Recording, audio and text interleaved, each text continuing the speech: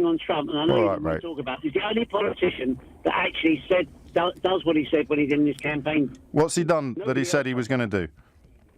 Well, he said he was going to build a border. Has he built a wall? He hasn't built it yet. Right, so what's he done that he said he was going to do? He's bringing in protected things to protect the American steel industry. He's doing what? He's trying to bring in the tariffs. Tariffs and yeah, you've seen that Harley Davidson is moving production out of America as a result of the tariff battle. Yes, I saw that in today's paper. Did he say that was going to happen in the election? No, he didn't. Right, so it's the wall that hasn't been built yet, and the tariffs that are seeing American manufacturers move out of America. I'm not a fan of Trump. Don't come on and tell me he's the only politician that delivers in his what he said he was going to deliver in his campaign. Did he say anything about becoming the world's child catcher in chief? Can you remember him saying that during the campaign? No. No, me neither. You talk about rights. Your very opening gambit this morning was he's going to go after abortion rights now, without actually acknowledging the obscenity of aborting your baby. What about the rights of the baby? So you agree with me?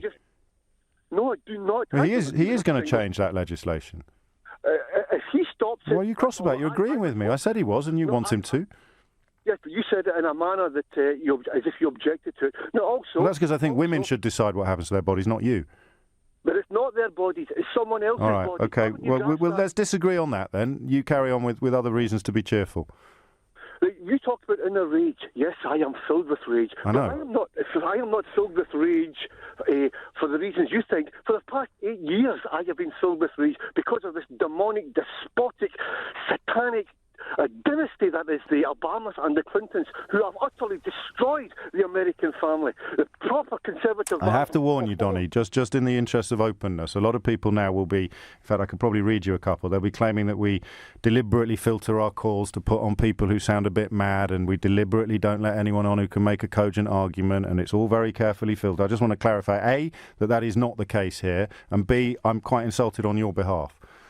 I don't care. Well, actually, this is the first time I've ever called you, and I waited about an hour, but I don't mind. Yeah. Demonic, despotic dynasty, the Obamas and the Clintons. The corrupt Clintons, Hillary Clinton has never produced a thing in her life.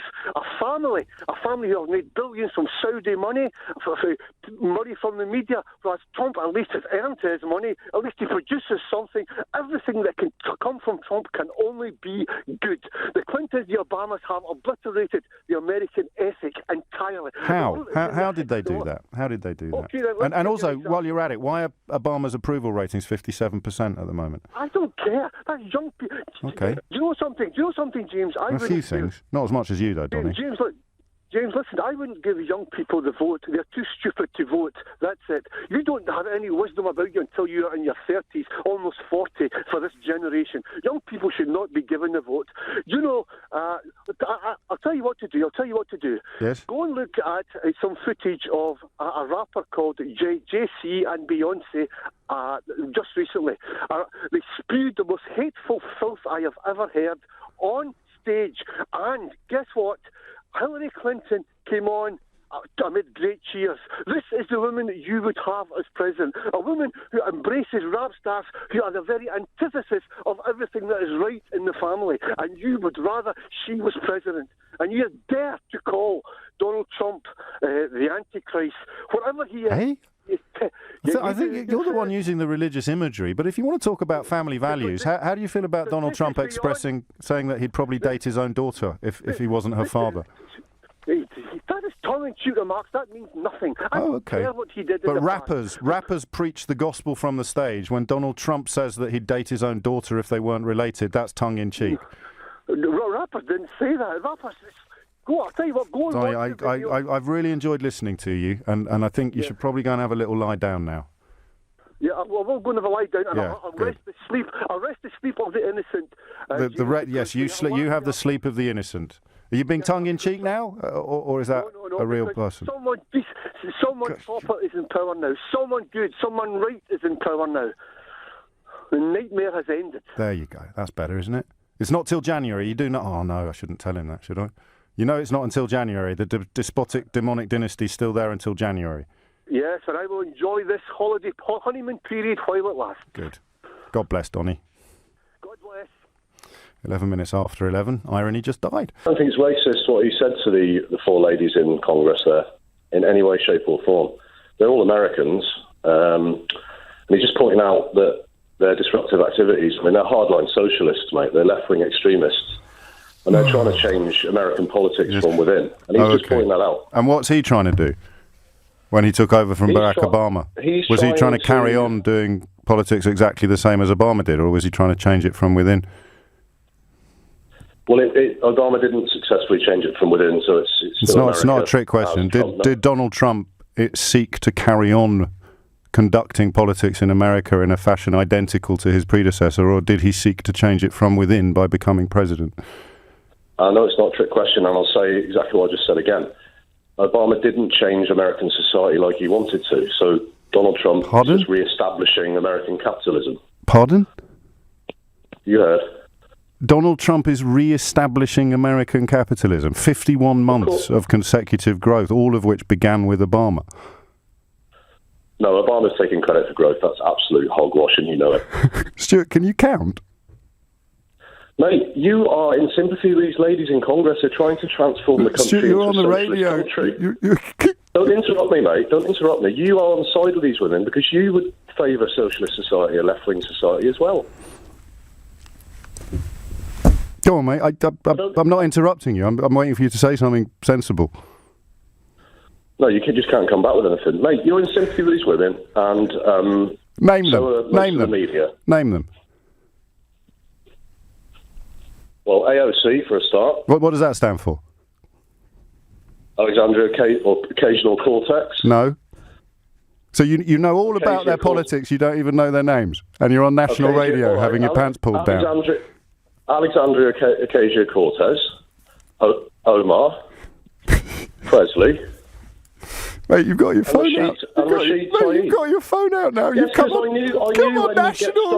on national radio, claiming that you know everything about their policy. So, which policy do you think most demonstrates their socialist tendencies, Stuart?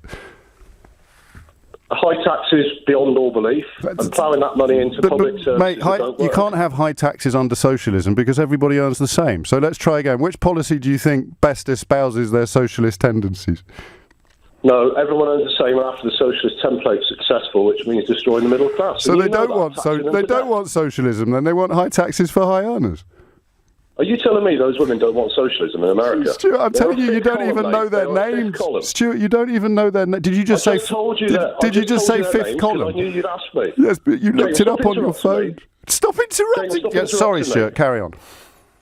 Right, I knew you'd ask me their names because you couldn't come back with anything, so I looked on the screen on my phone, yes. Why didn't you know their names before you rang in?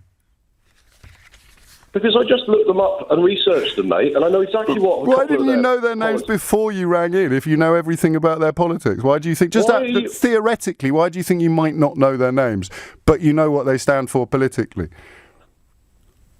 Mate, I got their names up on the webpage. But that's not what I asked. That's not what I knew you were going to ask me their names because you couldn't come back with a valid argument. I already have. I've asked you to name one socialist policy that they support. High tax. That's not socialism. It is socialism. Okay, Stuart. What do you think socialism means? Socialism is an ideology. You subscribe to it. What does it mean? It's never been proved to work. What does it mean, Stuart? For the record, I'm not a socialist, but tell me. Look, mate, I'm in support of Donald Trump. Yeah, I know you are. Comments aren't, and you like the racism, but what do you think? What do you think socialism means? Look, you're not going to Wikipedia me out of this argument, mate. I don't need to. I know what it means. Tell me what you think it means. I didn't say the word. You did. What does it mean? It means collapse. And you know it. And you subscribe to it. Go on. And it will never work. Socialism means collapse. You know it. Socialism means collapse. Yes. Do you want to say something? Do you want to expand on that, Stuart, at all?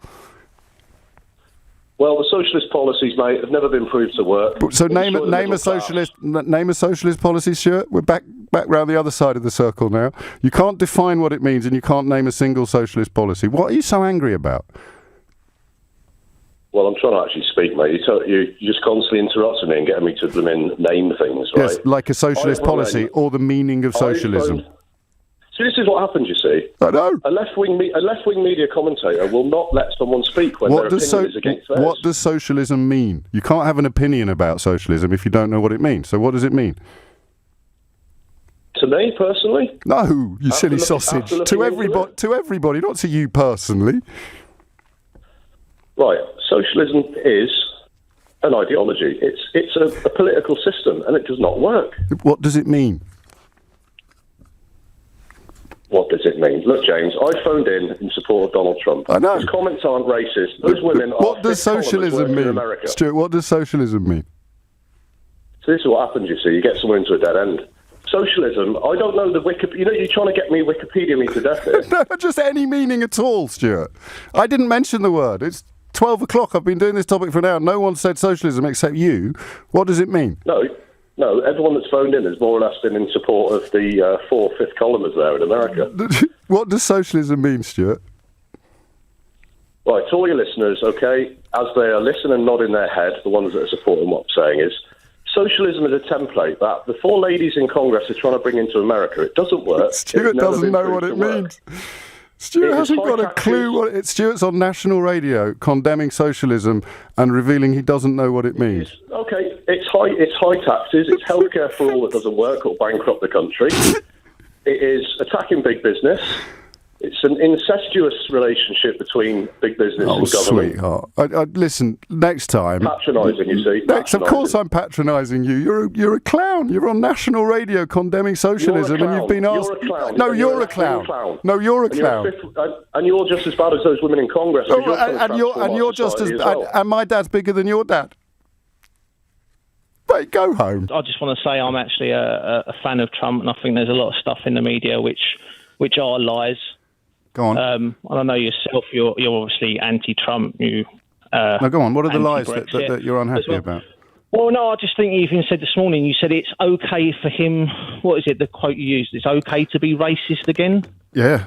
When? Okay. So how do you draw that conclusion? He accused Barack Obama of not having been born in America and lying about his birth certificate. So how's that racist? Birtherism is racist because Barack Obama is well, you can't. I mean, you can talk over me if you want, Stephen. But okay, no, you crack on. There have been previous presidents that have actually been white that have also not been accused of being born in America. So was that also racist? No, of course it wouldn't be racist. Who was that, by the way? I think a president from 1880. It goes back over No, come on. You're on national radio. You've got your ducks in a row. Tell me about the last time an American president was accused of not being born in America. I've forgotten the names. But don't be silly. Don't tease me. Of course you haven't forgotten the name. You wouldn't come on the radio and say something and then immediately fall apart in response to the first question you're asked. It's not falling apart. Okay, so let's go back to the lies that have been told about Donald Trump. Which one would you reach for first? Well, the one that you just said it's okay for the racist to come out. Well, we've just demonstrated he's very popular with racists, Stephen. I think we can all agree on that. Well, he's not popular with racists. So it wasn't white nationalists that invaded the Capitol last week, then. Steve Bannon, his key advisor. Steve Bannon, his key advisor during the presidential campaign, who's now been pardoned for ripping off Trump supporters. He didn't say you should wear the accusation of racism like a badge of honour. Well, that's his quote. I mean, if that's what he's saying. But that you can't just say then that everyone that marched on the Capitol is racist. I didn't. I said they were white nationalists. Well, you're also portraying that. So let's go back to the lies, Stephen. Let's go back to the lies that the mainstream media in America has told about Donald Trump. Well, I've just told you the fact that he's racist. But we've just proved that he is. But because he's questioned someone's birth certificate, that makes him racist. No, because he questioned a black man's birth certificate, knowing that it was absolutely untrue. So that would be called a racist lie, which is encouraged to make people who are uncomfortable with Barack Obama's skin colour believe something that's not true about him, because it then undermines the legitimacy of his presidency. So briefly, because it's not going great, but I'd like you to stick around for a little bit longer. What is it you liked about him, Stephen? I think that he come out and spoke a lot of the truth on stuff. Yeah, what stuff?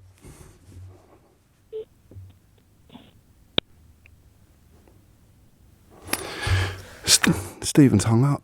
Morning, James. Cards on the table, Brexiteer, loving Trump's work, and... What's your favourite bit? Well, all of it, but I think what you... No, your favourite bit. What's the thing he's done that you love the most? You said you bumped into Boris yourself. Go on, mate. I just asked you a question. You said cards on the table. You said cards on the table, but you're not letting me look at your cards. That's an odd way of playing.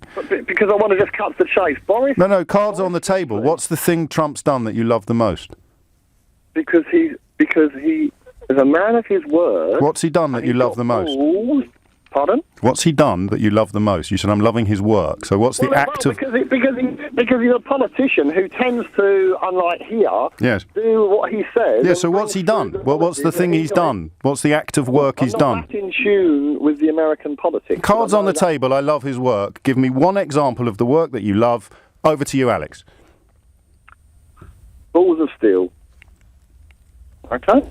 No, but you're going to have to answer it before we carry on, because it's cards on the table, Alex. That's your own words, mate. Because he's very much like Boris. He's a cad, he's a rogue, he's always... No, but we know all that. You said you love his work. You said cards on the table, I love his work. So show me one card. They're on the table, Alex. What I'm trying to say to you is he's a politician, but he's not of the normal politician. Cards on the table, Alex. Just show me one of those cards that you said in that really upbeat way. Cards on the table, James. I love his work. So show me one card. James. One card. James. One card. Some people voted Brexit, others didn't.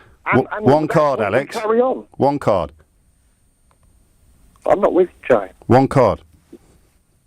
I'm not with you, James. I'm trying to just... I love his work. Cards on the table. Give me one example of the work that you love. So much work because James... So much work. So much work. It'll be really easy to give me one example.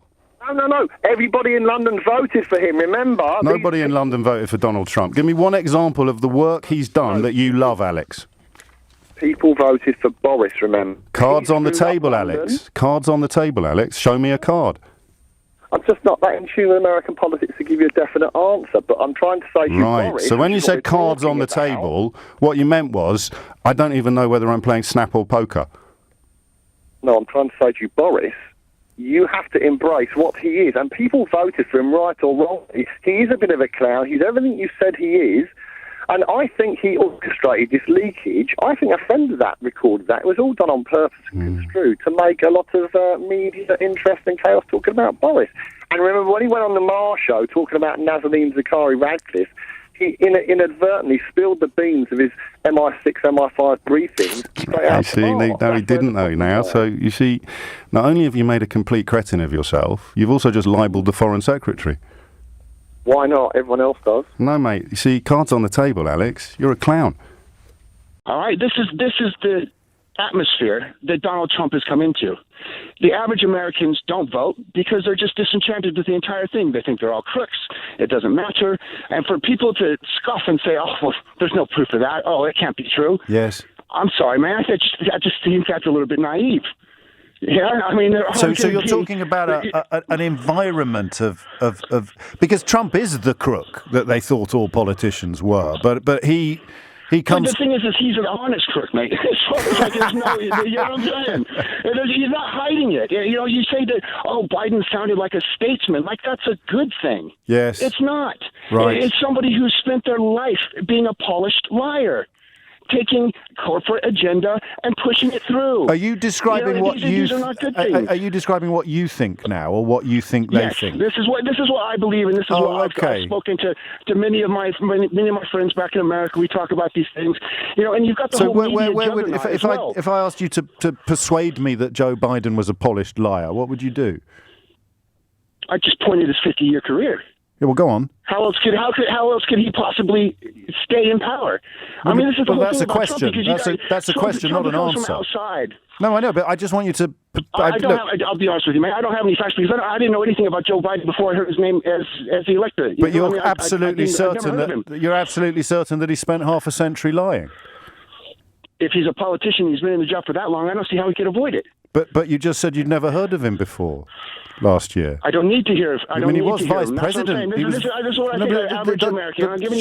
Shouting louder doesn't make any more sense because he was vice president for 8 years. Right. Again, I'd never heard of him. Yeah. I'd never heard of him. I mean, is it fair to suggest? Is it fair to suggest that you may not be the best qualified commentator on American politics? I'm just trying to give you a look into. And I am. You've given me a very interesting look, Jim. I'm the average person as well. You may be, but you've admitted you know absolutely nothing. But you're certain of your prejudices? I'm certain that this is the way that it's going to be looked at by the people like Trump's followers. No, that's why I said to you, are you telling me what you think, or are you telling me what you think they think? I'm telling you what I think. I'm telling and you you think what that Joe Biden between my friends that I've spoken to about the subject. No, I understand that. I mean, I find it horrible what you're describing, but I don't think you're lying. I think you're being honest. So you can look at Donald Trump and see what you described as an honest crook, and there is all the evidence of his wrongdoing that goes back 50 years, and you know, we could make a list. We'd be here until Christmas. Yep, the man's got immense character flaws. Not character flaws, criminality. I do not think he's a good person. But then you've got Joe Biden over there, and you've got no evidence whatsoever of his malfeasance or misbehaviour, but you're absolutely convinced he's a wrong 'un. So would you mind if I... Again, I would refer back to the Panorama program that I saw, which appalled me. Yes, but was he in it? A news crew can go over, pretend to be a lobbyist. But was Joe Biden in? Was Joe Biden in it? No. So he was not in it. I've got two questions. Do you recognise on any level how ridiculous you sound? And I say that affectionately. Okay, all right, yeah, I suppose so. So now, and the second question is who did this to you? Where do you think this came from? Because you weren't born like this. At some point in the last 50 years, you've become a man who's absolutely convinced of things, despite having no evidence for it whatsoever. How do you think that happened? Because I have been pulled over, and I have had police in America rewrite the arrest report. And I have had basically lies told in court about me, and I have had trouble in America. And that's how you know that Joe Biden is not to be trusted. This is my personal experience with the establishment. Oh, what? Okay, Being pulled over by police in America. That's right. Okay. Well, it's been interesting talking to you, Jim. I had a can of beer that was unopened. There's more. Unopened in my car. Yes. And they wrote it up as an open container. And I ended up with a DUI. And that's how you know that Joe Biden is corrupt. Trump, I'm indifferent to him. He does lie. But he stops the worst alternative, and he frustrates the worst alternative. I'd include you in that. Okay. So it sounds a little bit childish, but I think people, they do need to step back and think, why do I feel the way that I do? A lot of it is social conditioning, and it is a chance to kick the other side, and I think it is. But then we're back to football. Why are we on different sides? I would stick up for your wife when she was being attacked by racists. Well, so would I. Well, I know you would. So why are we on? Why do you think we're on different sides then? Because of the way you've been the way you've been brought up, the people you met, the people who've influenced you, etc. The same with me, you know. No, I'm anti-racist, and you've got an Asian wife. So what are the two sides you're talking about? The left and the right, I would say. I mean, to me, I don't know what that means really, because you know I'm probably more critical of Jeremy Corbyn at the moment than I am of anybody in the Conservative Party. So what about the points-based system for immigration? To me, that's common sense. What's that to you? It can be common sense, but it doesn't really stand up to scrutiny in the context of the economic impact of immigration. And of course, we could already have introduced rules regarding what financial means and what work you had in place before we left the European Union. So that for me is a red herring, but I don't mean that to be dismissive. It just doesn't actually, under proper scrutiny, make sense. And Australia has a points-based immigration, and people like your wife would be subjected to even more racism there than they could potentially be here. But I understand why you use the word sides, and I understand why you reach for left and right. Yep. But I don't know who you think is on the other side when it comes to sticking up for people like your wife. I think it's people with What about that breaking point poster, which was supposed to make us frightened of people coming here from the Middle East, regardless of whether they had any right to be here or not? Which side were you on with that? With people coming to... I disagree with it. One of the things with the poster? The government... Did you disagree with the poster? Because the reason I despise that poster... I disagree with the poster, yeah. Okay, but you think you're on the other side to me? I think that the government have got lots to answer for with immigration, because what they did is, and I think Angela Merkel did this as well, she said, right, let's open the floodgates, but they did nothing to encourage integration. Well, we've got a mayor of London here who's a Muslim. You phoned me up to tell me that you're on the other side politically to me. You can't get much more integrated than being elected mayor of a country's capital city, and Donald Trump has chosen to attack him. So whose side are you on in that conversation? Well, I would say that the mayor of London should be concerned with the events of London. So would I, but that's not what I asked. I asked whose side are you on in that context? The fully integrated son of an immigrant, or the racist American president? I don't particularly like Sadiq Khan, and Donald Trump kicks him, so he suits my purpose. So you're on the side of the racist against the Asian?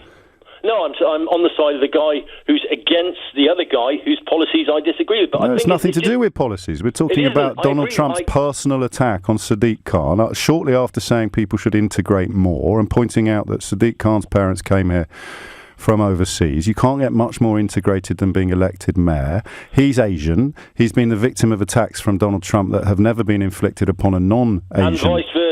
Sadiq Khan has attacked Donald Trump for being far right, mate, and he is. I mean, that's just a statement of record. He sympathises with the Ku Klux Klan. I think he bans Muslims. Is your wife a Muslim, or is she an Asian of a different religion? No, she's an Asian, actually, who gets a hard time from the Muslims. I don't want to go into the details. No, fine, but that's what side are you on? The side of the Asian or the side of the man attacking the Asian?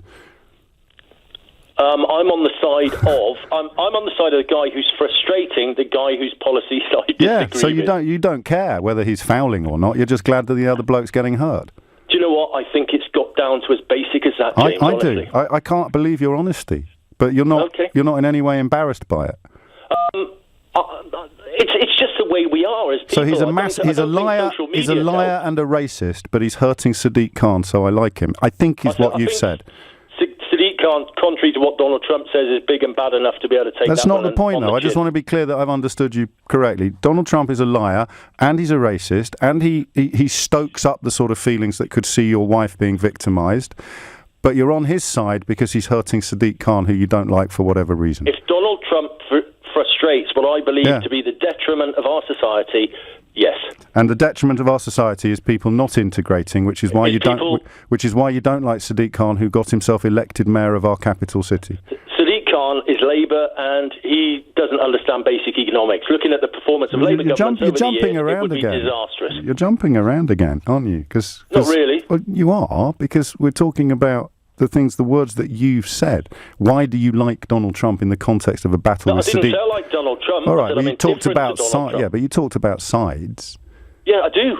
And I think that's what it's come down to. No, I think you're right. We can talk about policies. No, I think we can't talk about policies in a conversation about Donald Trump versus Sadiq Khan, because Donald Trump's impact upon, and also Sadiq Khan has incredibly limited powers over the economic scenarios in this city. But I'm agog with admiration for you. Well, admiration is not quite the right word. Gratitude.